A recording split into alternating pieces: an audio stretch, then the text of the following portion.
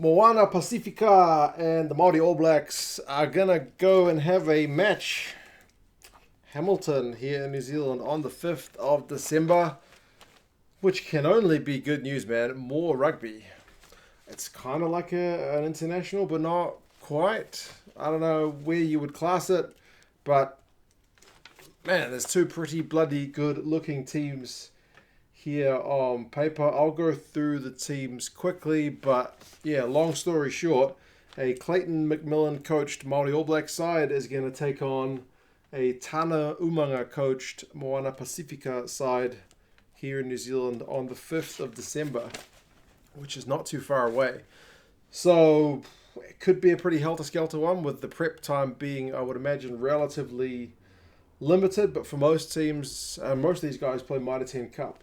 So most of these guys should be done with that Mitre 10 Cup season and hopefully able to train quickly. So yeah, all the Moana Pacifica guys have connections with Samoa, Tonga and Fiji. And the Maori All Blacks guys, obviously, guys with Maori heritage. So, man, hell of an exciting one. And yeah, you guys can let me know which squad you think is the stronger. For the Pacifica side first, they've got Apisai and Tokiaho as the two hookers. I think that depth is pretty good.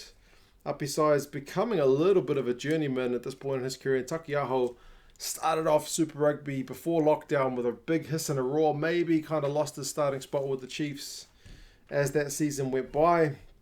Dan Leonard-Brown, Jordan Lay, Michael Ala'alatoa, and Sione Mafaleo are the props. I mean, Michael Ala'alatoa is probably the biggest name of that lot. He plays for Samoa. Obviously, got a brother who plays for the Wallabies. He probably would have been eligible for New Zealand, but never quite got selected. So, I think pretty good all round. Definitely, I've seen all these guys, playing at a pretty high level. So there shouldn't be. If I look at the Maori All Blacks squad,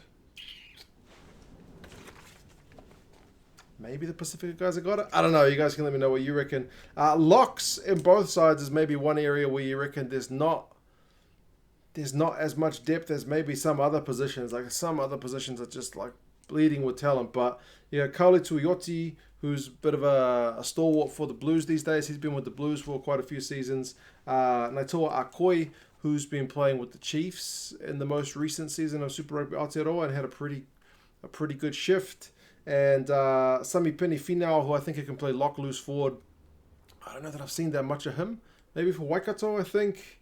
And I was thinking, who's there? Do they have another lock? I did read that Soa Kula can play lock, but that would have to be in an absolute pinch, man, because as far as I'm concerned, I've only really seen him play number 8, but that could just be me missing things. But he's a hell of a number 8 if he gets the starting job. But they've got Motunga, who plays for Counties, Mikaeli Tu'u, speaking of number 8s, played for the Highlanders. Like, man, that guy was on people's lips in terms of potential All Blacks candidate. But again, we've got that many bloody guys who play number 8. Nasi Manu and Zane Capelli, who plays for Tonga, played at the Rugby World Cup. So it's a pretty good, like you'd have to say, really good loosies, couple of good hookers. Maybe props and locks is one area where it's not maybe at the same level, but still good players all round. Scrum halves, you got Dwayne Polataivao, who I think he's got a deal. I read recently on Twitter that he was not going over to the States to play in his MLR deal. He was going to go over to play for, I think, Utah, but he pulled out of his deal to stay in New Zealand with his family, I guess with the COVID thing. And at the other end of the age scale, because Polataivao is like, 30? Youngster Folau Whakatava, who's been playing for Hawke's Bay. He's a real good young halfback, so he's like 20? So yeah, two pretty good options there. First 5, you got Josh Ioane, All Black and Highlanders guy, really good player. Maybe touch out of form in the Mitre 10 Cup, but I haven't been watching a heck of a lot of Mitre 10 Cup, to be honest. So and Stephen Perofeta, he's had his injury worries, to be honest, over the last few years, so it'd be good to see him finally get some minutes under his belt. Outside backs and midfielders, there's a fair few guys who can kind of drop into both, like Fetuli Paya, who's been playing for the Crusaders, maybe is one of the more preferred midfield options. If you've got Tikaro Tuma and Fainga Nuku, both those guys maybe outside backs come centres. I don't know when Tikuru Tuma was overseas, was he playing more in the midfield, more in the outside backs? Nana Saturo, obviously Sevens background, proper dangerous player. Matalai, again, dangerous winger. Rayasi, in terms of Mitre 10 Cup form, has been the absolute business. He should be on one of the first names on the team sheet. And then Tomasi Alosio. I don't know a lot about him because I don't watch enough Sevens. All I know is he plays for the Samoan Sevens team. Oh, and I forgot Vince Aso as well. Man, goodness gracious. That guy should be one of the midfielders you would think starting as well. Although he's another one of those guys who can kind of slot in from one area to the other. So some bloody good backs, man. And some solid forwards. So see if Umaga can unleash some of the talent that he's got there. The Maori All Blacks side seems a couple of names lighter. I think it's 26-man squad and 24-man squad. So that's really cutting it thin in terms of hoping nobody picks up an injury between now and then. You got Josh Honock, who's a bit of a legend nowadays. He's been around for a bloody long time. Highlanders, I think he played for Gloucester. He's been around the block. Rakete Stones, Marcel Renata, and Tamaiti Williams. I don't know. I'm still leaning towards the Pasifika forwards on that one, but yeah, I don't know. It's really hard to tell. Sometimes you expect one scrum to get on top, but it goes the other way around. Ash Dixon and Kurt Eklund.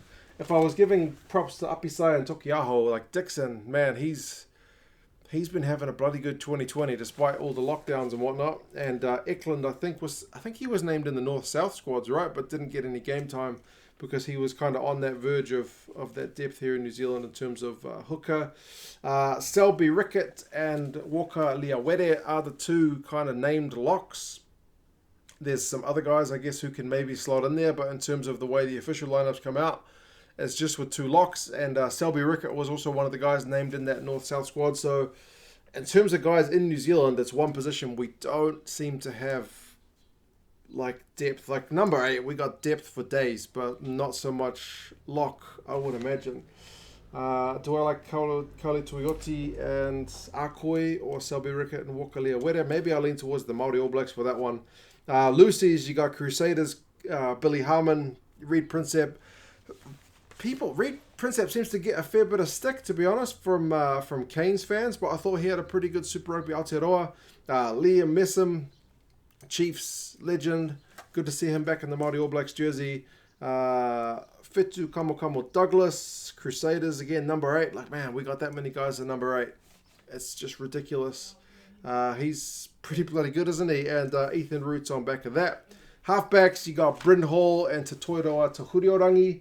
Maybe I will lean towards the Maori All Blacks in terms of their halfbacks. First fives, you got Otere Black and Fletcher Smith.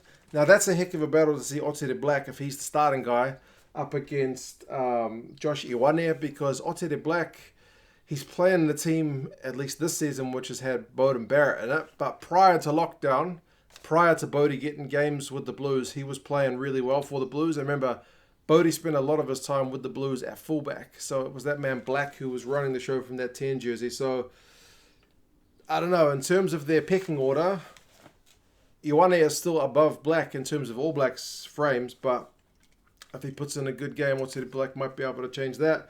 Midfielders, you got Billy Proctor, Remika Pohipi, and Quinn Tupaia. Tupaia, I think maybe people had huge expectations for him going into the Super Rugby Aotearoa season, but he didn't quite match some of those expectations. But he's still a real young guy, so hopefully he can do well. And Billy Proctor is also a guy with like bags of talent, so be good to see him get a run too. Outside back, Sean Wainui, one of the more consistent guys in that Chiefs lineup, to be honest. Sean Stevenson, yeah, he's pretty good for Harbour.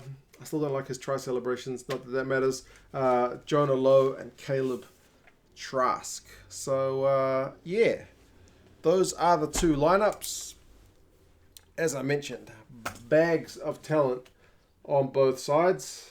Some of these guys are full internationals, like Kapeli for Tonga, like Polotai Vao for Samoa, like Otere Black, like Josh Ioane for the All Blacks. So a lot of these guys have had caps. Te Huriorangi is also All Black capped. Liam Messer, man. So there's a good mixture of youth and experience. Should be a hell of a game, man. I'm very much looking forward to it. But what do you guys reckon based on these squads? Who do you reckon has the advantage in terms of what you see there? Better forwards, better backs, better overall? You guys let me know what you reckon, and yeah, we look forward to this game. It is a little bit more rugby to squeeze in before 2020, which has been a bit of a forgettable year in terms of some of the goings on. At least we get to see this one out before we get to the end of the year. Bit of good news story. But anyway, yeah, you guys let me know your thoughts, and I'll talk to you again soon. See you later.